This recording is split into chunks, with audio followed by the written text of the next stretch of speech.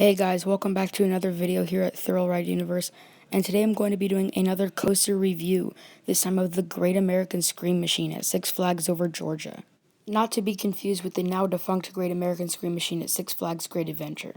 Getting back to the Great American Scream Machine at Six Flags Over Georgia, this was manufactured by the Philadelphia Toboggan Company, also known as PTC, and this is a wooden out and back roller coaster with an L-shaped layout. And this is one of the oldest rides still operating at Six Flags Over Georgia, as it has been at the park for over 40 years. And this ride is definitely overlooked within the coaster community, definitely very underrated, and today I'm going to be reviewing it and giving you guys my full thoughts on this fun ride. So to start off my review of the Great American Scream Machine, I'm just going to go over the stats.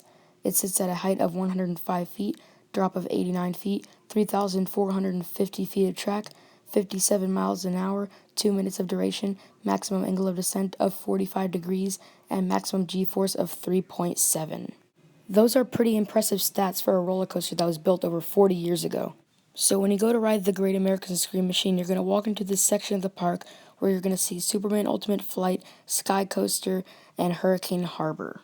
And something that's really cool about the Great American Scream Machine is that a few of its airtime hills will actually go over a lake, and it definitely adds to the overall experience. Once you walk up to the Great American Scream Machine, you're going to notice a little bit of American theming throughout the area. Most of the theming you're going to see with the Great American Scream Machine is the color scheme, the trains, and the station. You're not going to see too much theming in the queue, but outside the station there's a really cool ride entry sign. And you're also going to see that the color scheme is red, white, and blue. The supports are white, the track is red, and the rails are blue. And also the trains are colored red, white, and blue. And Six Flags is not exactly known for theming their rides very well, but the Great American Scream Machine is definitely an exception because they actually did a pretty good job theming this ride. Once you wait in line, you're going to get into the station, climb into the row of your choice, and I personally recommend the middle row of any car on this ride because the front and back row of any car is going to be a pretty rough ride, and that's one of the things with the Great American Scream Machine. Since it's so old, it is going to be a pretty rough and bumpy ride. It's not like unbearably rough or anything, but it's still pretty rough, pretty bumpy, pretty shaky, causing this ride to not be the most re-rideable. Anyways, once you've chosen which seat you're going to sit in, you're going to slowly pull out of the station and you're going to go into a right-hand turn that goes straight into the lift hill.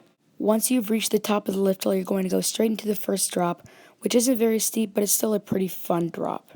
After the drop, you're going to go straight into an elevated turn that banks 90 degrees to the right, and this is a pretty fun turn. You definitely get a little bit of floater airtime when you get to the top of this elevated turn. After the elevated turn, you're going to go into two back-to-back floater airtime hills, which provide some pretty good airtime, and the airtime on these hills are well sustained, which makes them very fun. After the two airtime hills, you're going to rise up into a 180-degree turn, which turns the ride back around. This part of the ride is pretty fun. You're definitely going to get a little bit of floater airtime when you rise up into this turn, but this part of the ride is pretty rough, which just makes it slightly less enjoyable. After the turnaround, you're going to go into two back-to-back floater airtime hills, which provide some pretty good airtime. These airtime hills aren't the best, but they certainly aren't the worst. After the two airtime hills, you're going to rise up into another elevated turn that banks 90 degrees to the left. And you're going to get some pretty good airtime when you rise up into this turn. It is just great. After the elevated turn, you're going to go into the ride's finale. Three back-to-back floater airtime hills, which provide some great airtime. Each and every one of these airtime hills are absolutely awesome. After the three airtime hills, you're going to dive under a roof and you're going to hit the brakes and the ride is over. This brake run is kind of a slammer. It can be uncomfortable at times, but it's not too bad. It doesn't really ruin the ride or anything. Overall, this ride is a classic out and back wooden roller coaster that provides a very long ride, and this is an overall very fun roller coaster. And also, this ride is jam-packed with airtime. There are a total of 10 airtime moments on this ride.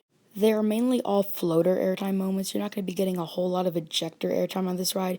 You might get a little bit, but not too much. This ride isn't very intense, mainly just because of its layout. It's pretty much just all airtime hills and turns, so it's not going to be an incredibly intense ride. The restraints on this ride are comfortable for the most part, and they really won't ruin the ride at all. For this ride's overall score, I will be giving it a solid 7 out of 10, and that is pretty much the best score a ride of this age can get. I mean, think about it. How many rides of this age or older can get a higher score than 7? Very few, if any at all. Anyways, that is going to do it for my review of the Great American Scream Machine. Please like, comment, and subscribe. Thank you guys so much for watching. And in the comments below, please request which coaster review you would like to see next on my channel. Anyways, that is going to do it for now, and I will catch you guys all next time. Bye.